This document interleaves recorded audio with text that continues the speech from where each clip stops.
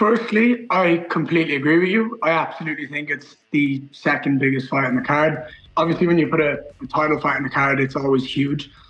But there's so much eyes behind me and MVP in this fight. It's going to be huge. It's going to be massive. And to open the card and to really just start the show with a bang, with two elite athletes going at it and a massive stage for Europe, I agree with you on that point. But absolutely, it's been a conscious decision. I've been doing a lot. I've been non-stop for the last, since I joined the UFC and before. You know, I'm so active. And for me, it was time to just, take a refresh, slow down, really realign my focuses, my goals, my dreams, and my priorities. Spend more time with my kids, my family, be more grateful for the team I have, the adventures I'm traveling on. And then when it comes to fight week, put the head down and daddy's got to go to work, and that's the way it is. It's been really refreshing. This camp has been special and different, and I wouldn't have changed it any other way, Eric. I was told that, and I think you might have mentioned this in a different interview, that like you didn't find out for 2-3 days that Conor was out because you were on some sort of golf retreat. Is that true? That's how disconnected you were? Yeah. I have two phones. I have my English phone that is my normal phone, and then when we're in Brazil, I have a second one that is my Brazilian SIM. I have that. I have nothing on that other than WhatsApp to message my family and my team. I have no internet, no Instagram, no social media. I literally completely disconnected myself from the outside world. And also when you think about obviously everyone loves to mention my name for clicks and stuff like that. And I just don't need to see stuff. I don't need to have the opportunity to pull my phone out. And we all do it these days where we end up scrolling and swiping and ending up on social media. Whereas I just went, I'm not going to do that. I'm going to really take a step back. And for me, I found out about Conor the night on the drive home after that golf retreat. I went away for a golf holiday just to super compensate, let the body, I've been working so hard, so focused.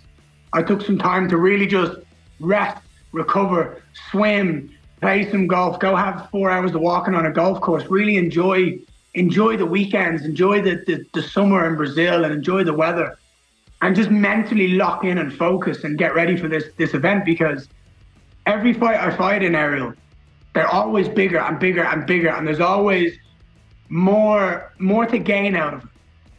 And I just feel like it needs focus. It needs just complete and utter visualization of what's going to happen, how it's going to happen, but also what it's going to look like after this fight. And so what was your reaction when you found out? Gutted, obviously gutted and heartbroken. I mean, there's two sides of it. There's the super fan, the kid that's emotionally and completely invested in Conor and everything that he does. And then there's my fighting career and everything that I am.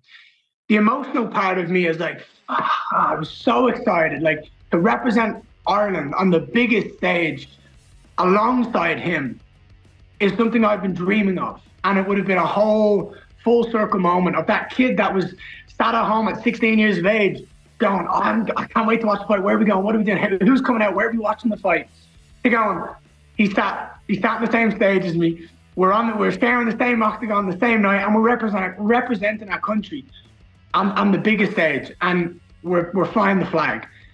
Then there's the fighter in me is well, I fought on many stages without him, and I fought on many cards without him, and I have to go and do me. So it's that kind of seesaw, gutted, and I just hope that he comes back and everything heals well. And I just want to see him back. I mean, the sport needs to see him a couple more times. He's too big, he's too special, and his energy is different. I would have absolutely loved it. I did get my management to put the feelers out and make sure we're game for this if it's a possibility. Because absolutely, when you have someone who is as big as Conor and brings as many eyes as Conor does, and then you have another kid in the UFC who's undefeated, number 7 in the world, one of the biggest prospects the sport's ever seen, it makes all the sense in the world to market me and Michael on that same stage as Chandler and Conor. It just makes so much sense from a marketing point of view, a business point of view, and to grow the brand of every single person on that stage. So if that happens again, I'm going to be there for sure. because I'm not missing out on that opportunity. You were quite adamant before this was booked about not being interested in this fight. Ultimately, why did you agree to it? I'm still not interested in it. What? I have no interest in it. Why? I've told you. Because here's the way I look at it. I'm undefeated. I've beaten everybody put in front of me in the best way I believe I can. And I go out there and I get my hand raised any way, shape, and form possible. That is my job. When I do that, I fight up because my goal is to be the world champion. I am looking at the guys above me. I'm looking at, again, there's 6, 7 guys ahead of me. There's Gilbert, there's Shavkat, there's Jack Della Maddalena, there's Colby, there's Usman, Bilal, and Leon. Because all I've done in my career is win, I deserve to fight one of those guys. I have to fight one of those guys because that is my projection. I'm on a projection to be one of the world champions. I'm on a projection to be one of the biggest stars the sport's ever seen. I have no interest in fighting below me. I've already fought 15 in the world, 10 in the world, 8 in the world. Why on earth would I want to fight number 13? I still have no interest in fighting Michael. I have no interest in fighting him. So when I say to you, I wanted to kind of realign my focuses and everything like that, the shift of energies and the shift of focus for me is when I get that belt wrapped around my waist, I'm going to be fighting whoever the people believe is the next best guy worthy of that title shot. Whether he's 1, whether he's 2, whether he's 6, whether he's 9 in the world. And I want to put on them shows. So this is the first time I'm stepping into an octagon with that championship mentality of I am better than you, I'm going to prove it. And that is all my job is to go out there and prove that there's a reason you're ranked below me. There's a reason I'm ranked higher than you. And now it's to go out there and completely outclass MVP in any way, shape, and form necessary to get my hand raised. So considering how you feel about it, has it been hard to get motivated for this fight? At the start, yes. Because I was so excited, so buzzing to get that Colby fight, to get Colby to have the ability to punch his mouth in, to shut him up, to really just dog walk him. Like go out there and just destroy him in every way, shape, and form. But he ran and he said no. And it was hard to reshift that energy, reshift that alignment to go, right, who's next? And then I had a rake of opponents say no. And then eventually we fell and MVP turned around after he said no initially and come back and said yes. So yes, it was hard, but now it's not. Now it's okay. I'm one of the best fighters on the planet. I'm going to go out there and prove it. And MVP is my example. To the best of your knowledge, was an Ian Garry fight officially offered to Colby Covington, and did he say no? And if so, why? Ariel, there's no, to the best of my knowledge, I'll send you the email. Okay. I was offered the fight. I was offered it on June 29, UFC 303, Ian Machado Garry versus Colby Covington. I responded back to that and said, yes. I had multiple calls with the UFC, multiple back and forths with the UFC about why it hasn't been accepted, why it hasn't been pushed, why it's not happening. I was on the phone so much to them because I knew that fight was the one I wanted. And I will push the fight I know I want. At the end of the day, I can't make a man step into the octagon with me if he's scared of him. So because it didn't happen, are you going to push for it for, if all goes well on Saturday, are you pushing for it for the next one, or are you done with him? I will never say I'm done with it because that man's talked too much shit to not step in that octagon and go out there and destroy him because he deserves to get the head slapped off him. However, I don't know if I want to give relevance to his name.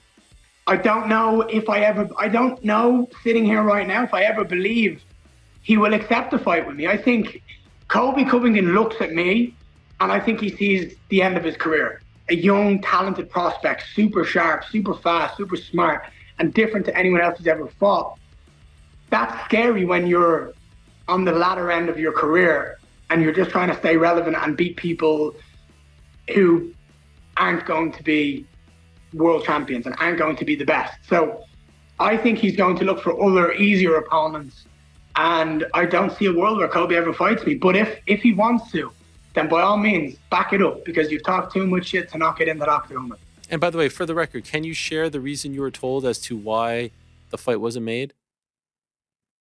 Honestly, there was so many different reasons that just didn't align in my mind. They said that at first it was, we can't get a medical. Then it was, oh, he's fine. He wants to fight. He's on talking about, I'll fight.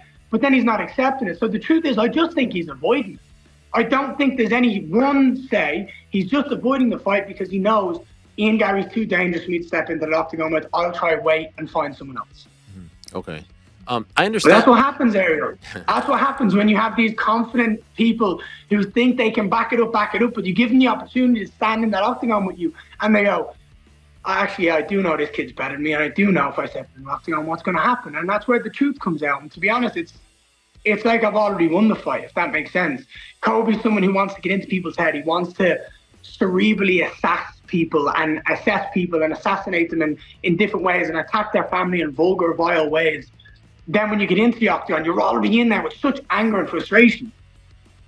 But I don't need anger and frustration. I fight with flow. I fight with enjoyment. I fight with full emotion.